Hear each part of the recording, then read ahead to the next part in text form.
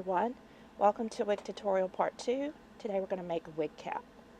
So you're going to take your doll, and I use a piece of plastic that I cut out of a Ziploc bag.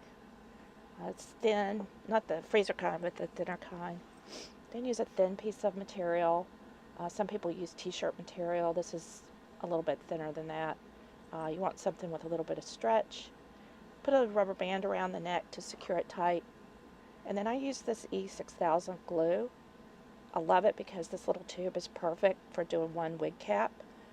It doesn't get, and then you don't have any waste, to dry up. And then apply it around all over the edges. Make sure you get enough to cover below the hairline, so you're covering up the hairline.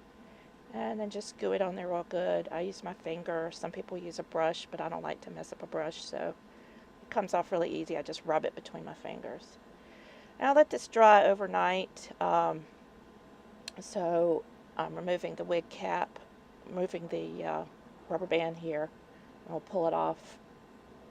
Now this one dried overnight, so it's a little bit harder to remove the plastic on this particular one. Usually I only let it dry a couple of hours before I remove the plastic, and then I can usually reuse the plastic. But this one really dried very good, so I've had a little bit of trouble getting it off, but I'll finally get it off. And there's the wig cap. So just use your scissors and cut around the edges. It's nice and hard. This glue is durable.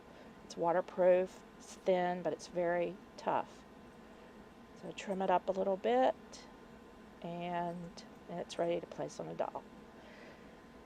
Now, for this doll's wig, I envisioned a shorter wig with a part in the middle and bangs. So preparatory to adding the fiber, I'm going to do a little bit of guide marking to help me when I start adding the fiber. So put the wig cap back on, and I'm using just a black watercolor pencil that shows up really good.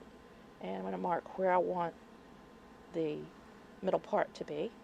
So I'm going to cut that out in a minute. And that's the end of it, and that's the beginning of it. And then the bangs would start from there and go down on her forehead. So then take that off. I'm going to cut that open because we're going to insert some hair in there to make a nice part line.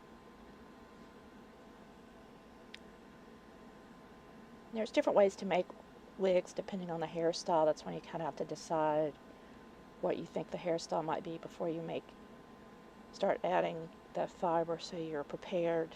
And I'm going to do some more videos to show you different types of wigs, but this one is going to have a part, so we'll have that slice in the middle.